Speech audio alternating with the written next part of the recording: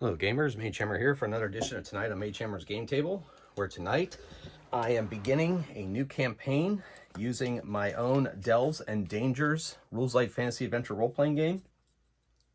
If this system looks like something you might be interested in trying out with your players or solo, you can follow the link in the description to my itch.io page where it's a pay what you want download, so you don't have to pay anything if you're going to try it out. Or if you'd like to throw a little support towards the channel, by all means do so. It's up to you, but take a look at it. See if it works for you guys. I suppose it's got a little bit of old school in it, a little bit of modern in it, and it uses only D6s because that's one of my big design goals. Because I'm always fascinated by how much variety you can get out of just D6. Anywho, this is the second campaign that I'm running using my rules. And of course, as usual, it's taking place in the Swordlands, which is my home world. And so one of the main reasons I wanted to begin a new campaign is because my last campaign I was using, characters that I pretty much used in my basic fantasy, just with different names. And so I figured, you know what, I want to do something completely different. So if you wanted to see how I created these characters, you can go to the video before this, character creation, Delves and Dangers character creation. Now, during that video, I made a mistake when I was factoring in the amount of dice that were going to be used for their weapon attacks. I forgot to add in the weapon type bonus.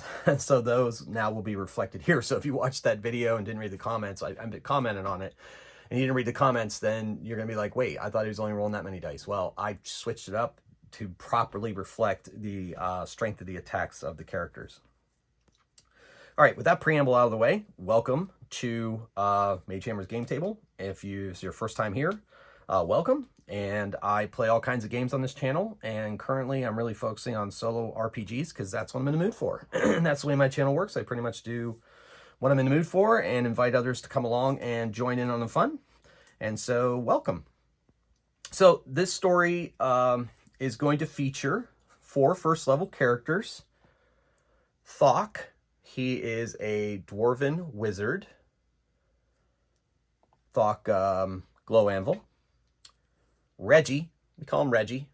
Reginald Thornton. Reggie is a human thief. Then we have Honey Underwood. She is a cleric of Aegis. And this weapon here, pretend that's a warhammer, because she wields a warhammer. And we have Salazar Moonbright. He is an elf fighter. So, they are Agents of Argos.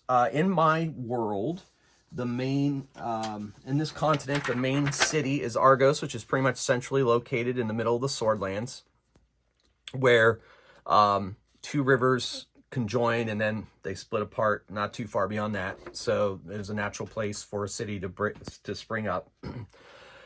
And it pretty much is responsible for the safety of smaller villages in this area. They don't really have any say over Northgate, which is a free city. Kellen's Cloak is pretty much autonomous, but the rest of the villages look to Argos for support when things go awry. Like in the U.S., smaller communities that can't afford a police force rely on the sheriffs of the county, for example, to help police their area. That's kind of what the Agents of Argos do. So these characters are fresh out of their training and work for Glenessa Holdfast. She is the Lord Mayor of Argos, and so it falls to her to keep the peace and protect the people of the Swordlands.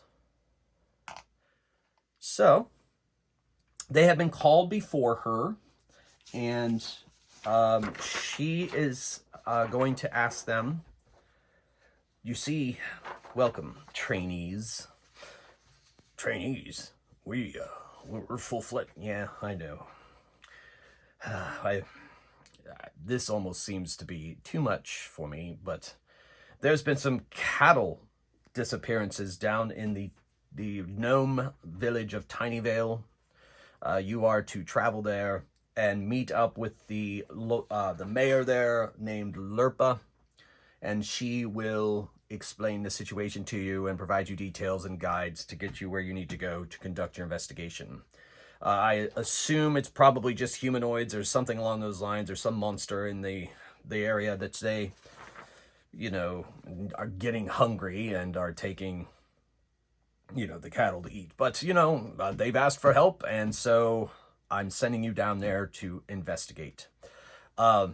So I'm going to provide you each with teleportation rings, and you will be able to teleport to various nodes or to various places throughout the Swordlands that we have set up specifically for that, to save you travel time. The rings work once every 3 days, so use them sparingly. I expect you to teleport back here once you have conducted your investigation and are satisfied with the results. You have each been provided a healing stone by my clerics. And so, do you have any other questions? Yeah, Honey here. Honey Underwood, yes. I know who you are. Yes, well, is there any indication as to what exactly is responsible for the cattle disappearances? No, but I will say it's a bit odd that it's disappearances where usually things the size of cows, if they get destroyed by wolves or other creatures, they eat there and then move on. These corpses have completely disappeared.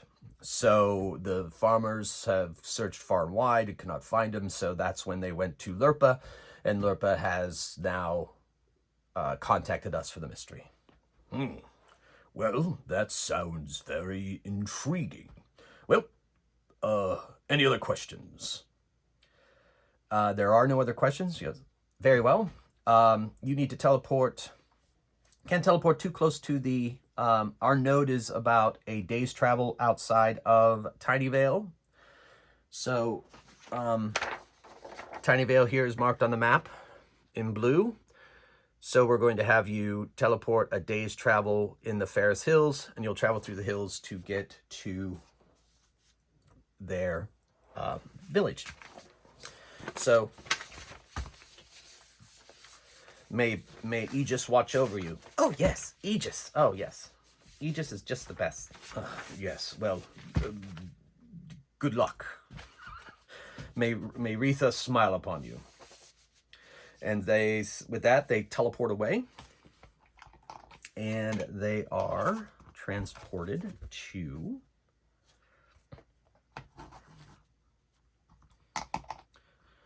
a teleportation area. Oh, this is nice. This is really nice, don't you think? Don't you think, Salazar? Very nice. Yes. You're so funny. Okay, let's go. So they head out into the wilderness. It's mostly hilly, but it's dotted with trees. And we'll see if they have any encounters.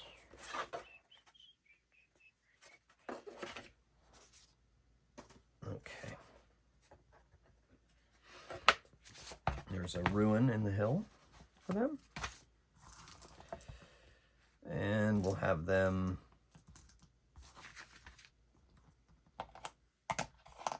travel. We're going to roll to see if they have any... if they're going to, we'll roll a d6. If it's a 1 or 2, since they're out in the wilderness, they'll have an encounter during the day. They do not, and same thing on that night. They do. They have an encounter at night. Let's roll to see what it is. I'm using the Basic Fantasy RPG Wilderness Encounter Tables from the core rulebook, which is free on the Basic Fantasy RPG website for downloads. You can just download that at your leisure. All right, and so they are in hill, so let's see what they have run into. 5. That'll be interesting. Okay, so as they're walking through the hills, over the hills and dales of the Ferris Hills, we now need to see if there is... see if they sense the approaching danger. We're having an approach from this direction.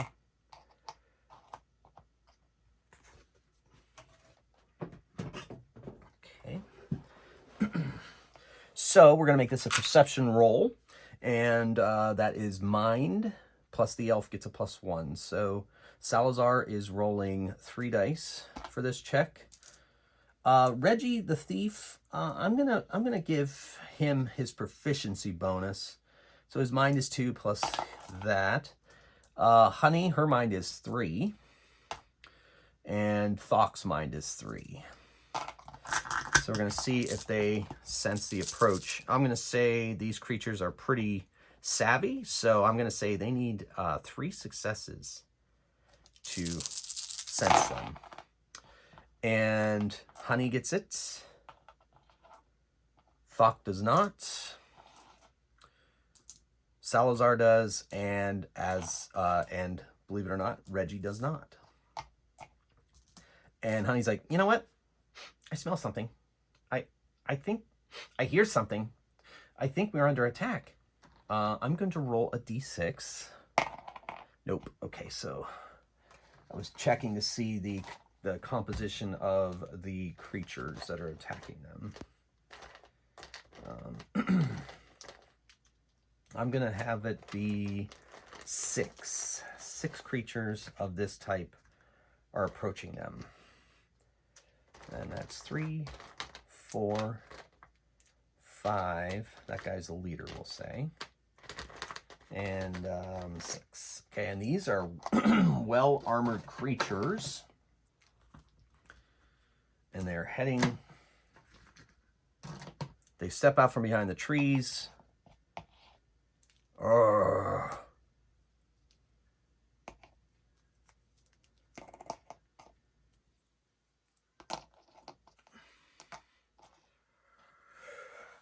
Travelers, I am Borg. You must pay the toll to pass through here, or my soldiers and I will take it from you. Okay, well, see, we are not really interested in paying tolls. We're very poor travelers, and we just like to pass by. Well, that's not going to happen unless you pay the toll. Well, okay, how much for this toll? It is 2 gold pieces each. Okay. So let's just say we pay you, and what guarantee do we have that you just let us pass? You have none. Just pay us. Wow, you guys are really desperate. Hungry, huh? Why don't we got food. We can sit down. No, pay us the toll or die. Well, I don't know. That just doesn't sound fair. Pay us. All right, what do you guys think? Should we pay the toll? I mean, it is their hills. I don't care. Very well, fine. Here, I'll pay the entire toll. He takes 10 of his gold pieces. He takes 8 of his 10 gold pieces. Here, take a tip, and throws 10 of it out that direction. You are too easy, silly people. I think we'll take all your gold. Get 'em, boys! All right, so we're going to roll initiative. So that is an agility test, straight up agility test. And anybody that gets 2 successes goes before the enemy. And anybody that doesn't goes after. Ooh. So 6s do explode, but if they already have it, I don't need to re-roll it. 3s are successes, so it looks like we're going to have Honey is going before them. And then, Thok is going after. And then we have, let's see if that's showing up on camera. Yeah, pretty much. Okay, good. And then we have Salazar is going before. And Reggie was going before as well. Okay, so Reggie doesn't really have a ranged weapon except for throwing daggers. So we'll let the other ones attack first. Honey is going to go up on Borg and attack. So Honey rolls a 6 dice with her Warhammer. And she gets to reroll 1 failed roll because she's a halfling. And so that gives her a success of 5. These creatures, these hobgoblins, have a armor of 3. This one though has an armor of 2. The other, his soldiers have an armor of 3 because they're well armored. Also, hobgoblins are tactical fighters, so if they gang up on a creature, they get an additional +3 dice to attack. So that's pretty powerful. So you have to be careful with these kind of well-organized combatants. So, yeah. So he has a 2, so that he takes 3 damage. So Borg takes 3 damage, but Borg has he has a little bit more stamina than the other ones. Okay. All right, let me get the rest of these down on my LED pad. All right, so there we go. Okay, so that was that. So he took that damage, and Honey is in it, ready to fight the boss. All right, so that was Honey. Now we're gonna move to Salazar. Salazar doesn't like the idea of the boss, but he doesn't want to take the chance of hitting Honey, so he's gonna move over here, get the water between him and them, and attack this and shoot at that guy there. Now, Salazar is a bow beast, so he's gonna get 8 dice with his longbow. Woo! All right, so all those are successes, and he rolled 3 6s, so they explode, and he gets to roll more, and he rolls yet another one. So wow, what a shot! 3, 4, 8, 11, 12. Now that he has an armor of 3, but that's 9, and that's just enough to take this guy down. He is out for the count. Almost looks like the cover of B2 for Keep on the Borderlands, the old Moldvay module, where the archer is shooting. Yeah, that's the image that popped into my head. All right, so Salazar did his job, and then Reggie's going to go up behind these rocks and whip a dagger at this guy. His dagger is, he gets 6 dice with his dagger. And gets only 3 successes, which is not enough to penetrate the defenses of that hobgoblin, so that is it for that. Now the hobgoblin's attack. This guy goes after Reggie. Going to help the boss, which is a lot of dice. So they each get 3 dice. It's not cumulative, so they don't get like +9 or +6 because there's ever. Anyway, so that's gonna be a lot of attacks hitting on Honey. So hopefully Honey will be able to handle that. And then this one gets behind this bush, heading for the magic user. Okay, so let's do the attacks on Honey there. We'll say Borg's attack is there. He's got a heavy weapon, so I'm going to add an additional die to his roll. They usually get 5, so he's got 6, and then these guys are at 5. So we'll do, but then they each get +3 dice. So he's got 3 there. This one gets 3 here. Instead of rolling all those dice once, I'll roll the 3rd attack in a minute. So this is going to be Borg and the first guy attacking Honey. All right, so, woo. So that one gets to explode, and that explodes. Okay. So that is 3, 6, 7. -3 is 4 damage onto Honey. Start tracking their stamina here on these cards. So 5 off of 12 is 7. Hopefully Honey can survive this. Then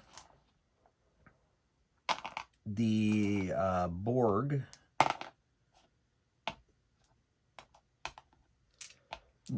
Borg did okay. So 2 more damage onto Honey to 5. She is down to 5. Not great. All right, and then the other attack.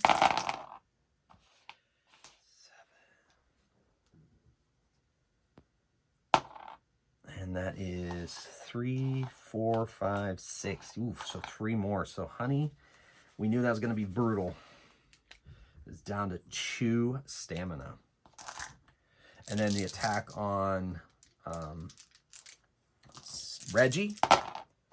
And that is 4 successes. Reggie has an armor 1, so it takes 3.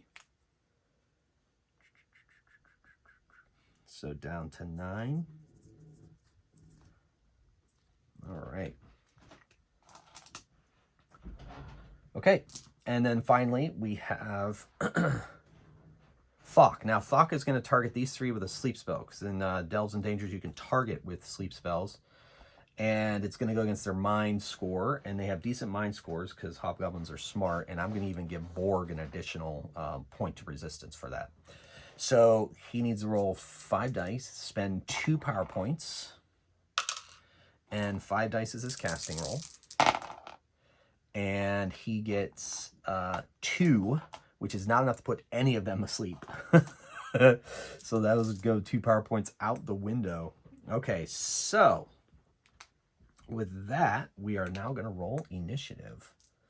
So 2, 3, nope, 2, 3, and 4 for Reggie. Now Reggie needs to get engaged with someone else. Okay, so Reggie's going first. All right, Reggie's ahead of them. All right, so Salazar also gets to go. Honey gets to reroll 1 failed roll on a test, and so Honey gets to go first. All right, and then Thok after again. Thok must be really shaken by these hobgoblins. All right, so Salazar.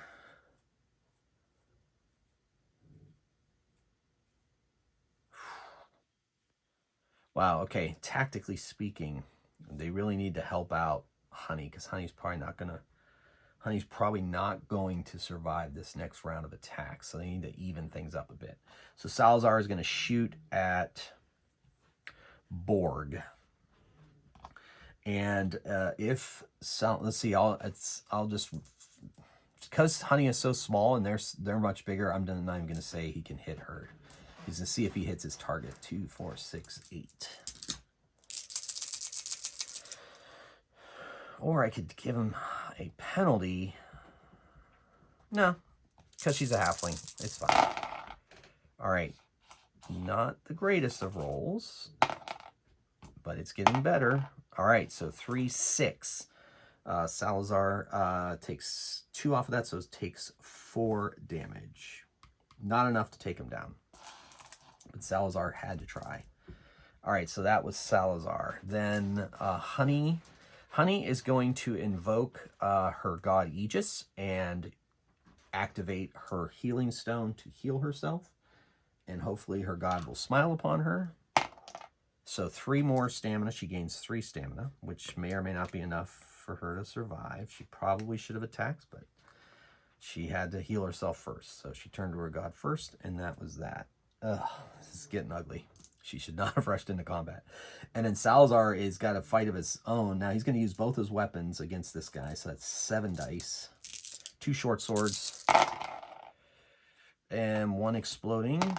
All right, so that is only 4 successes, so that's only 1 damage on this hobgoblin. So these hobgoblins are turning out to be a lot tougher than we thought they were going to be. And now, unfortunately, that brings us to the hobgoblins. So this one's going to get up on Salazar to help tactically take him down. So we're going to roll. We'll just roll them separately. So Borg is at 3.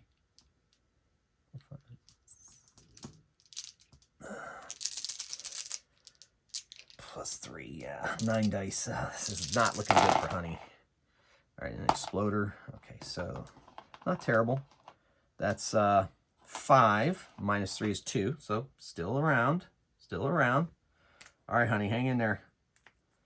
Honey Underwood, you got this. All right, so then we got 3, 6, 8. Yep. Ooh, 2 exploders, 3 exploders. And that gives us 2 more successes. So that's 6 minus 3 is 3. That's enough to drop Honey. So Honey goes down. Okay. not off to an auspicious start, these Agents of Argos, on their first mission. All right. So that brings us... Oh, now Salazar's attacks.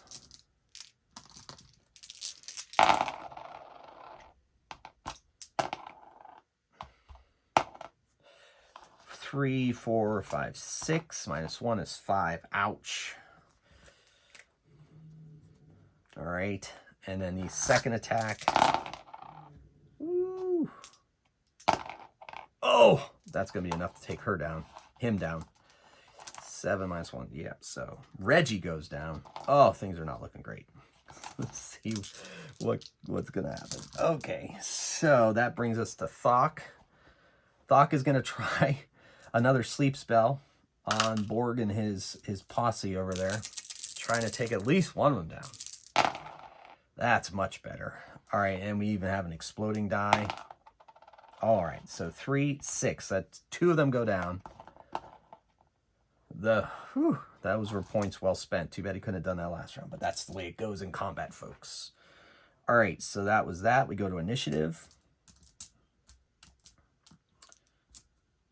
We'll put Honey at the end. Honey has to make a death save, as does Reggie. And we'll see if... Oh no, Salazar's going after the creatures, and Thok is going before. So Thok is down to 2 power points.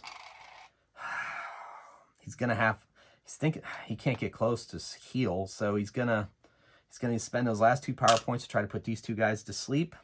Let's see if he can do it. 5 dice for his casting roll. Not too shabby. Ooh. Yes! He puts both of them to sleep. Whoa, that was crazy. Yes! Way to go, Thok. All right, so we got some sleeping hobgoblins. We got Borg, the only one left standing. Now, unfortunately, we have... Borg... Borg knows he has to take out this magic user, so he's going to attack. So he only gets 6 dice instead of the 9 for ganging up. And so 4, that's 4 straight up. He has no armor. He didn't cast damage ward, so he is at 4 damage. So Thok he's down at 8. All right. And then Salazar.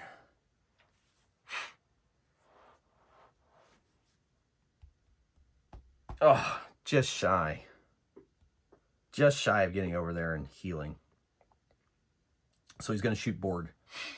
8 dice.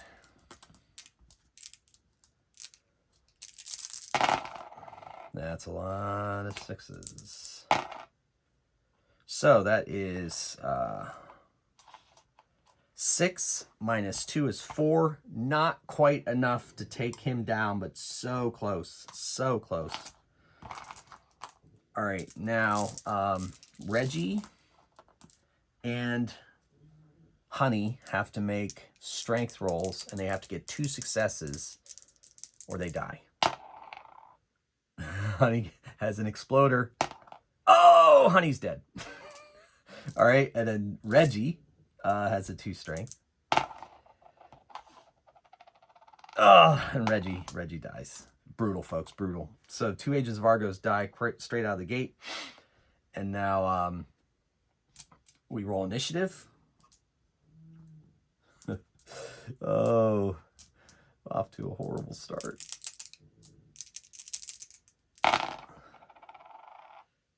All right, so Thok goes after, and Salazar goes before. Hopefully Salazar can take him down. It's looking that way. And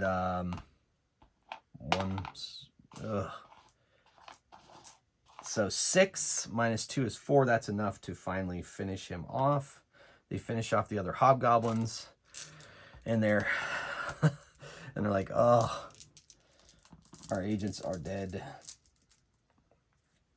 So they know that there are Let's roll for treasure for the fun of it. I'll use my treasure tables that I created.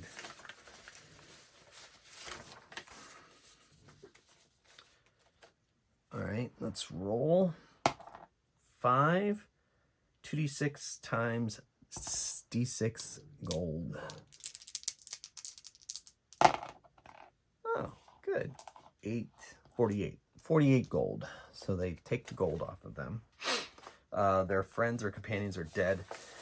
They know that Glenessa does have access to quite a few clerics and priests, and she knows that they have certain rituals with healing stones that are able to revive, bring people back from the dead.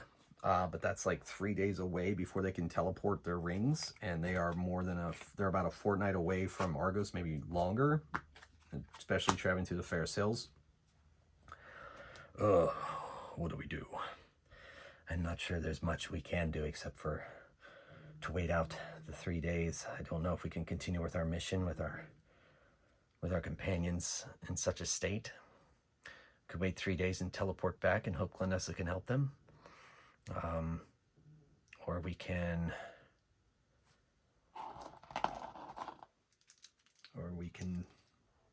soldier on and continue with the mission and hope she's able to send us some more help. This is not a very good start to our mission. Well, let's see. So, I suppose they can. They don't really have a way to communicate. They don't have that built in to communicate with Glenessa directly. They would have to send a message, which, how long would that take? So they're gonna wait out the 3 days because they're afraid that if the cattle disappearances turn out to be something, that they will not have enough manpower. They could send word maybe they could send word once they get to Tinyvale, because they're almost there. It was getting to be nightfall when the hobgoblins hit, so maybe they'll take them to Tinyvale and see if there's something they can do there.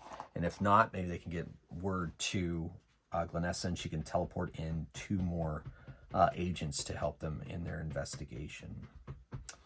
Okay, so they make their way to Tinyvale, and they meet up with... they come into town, hauling they made some travois, or travois, however you want to pronounce that, and they brought their friends with them into the town. This is the day of their, this is the next morning after their deaths, and they meet with Lurpa, and Lurpa's like, oh no, we do not have the proper resources to restore them to life. I'm so sorry, but I can send message to Glenessa, and maybe she can send in some more agents. Oh, I'm so sorry for the loss of your friends. Yeah, it's very sad. Yes. Well, I will send a message, and in the meantime, maybe you can begin your investigation, and we will do what we can to preserve their bodies for transport. I have a direct line to Glenessa, so hopefully, that message reaches her very quickly. So, I will send the message, and in the meantime, why don't you go to the inn, and you're staying here free of charge, and you can meet some of the locals there and get yourselves a meal after your long... I believe a meal is probably in order. And plus, we'll ask around and start getting information about your disappearances. Yes. It's happened at 2 separate farms in the outlying areas of Tinyvale. Normally, our people are able to fight off, incursions. We protect our farms pretty well, but these happen in the night, and the cattle completely disappeared. No one saw anything. And so the only weird thing is that one of our rangers who went to check out the farm and investigate himself, that there was some webbing, but that could have just been some spiders. Spiders live in our forests, but that was weird. But the bodies being taken away is even stranger. So I will introduce you to the ranger after I send the message to Glenessa, and then you can maybe go check out a couple of the farms where the disappearances happened. Sounds like a plan. Thank you, Lady Mayor, for your kind hospitality. And so they, Salazar nods, and they go off to an inn. They go sit at a table, and they have themselves a lunch, mourning the loss of 2 of their adventurers. Okay, so I'm going to have to roll up, quote unquote, since there's no rolling involved in character creation, 2 new characters, and have them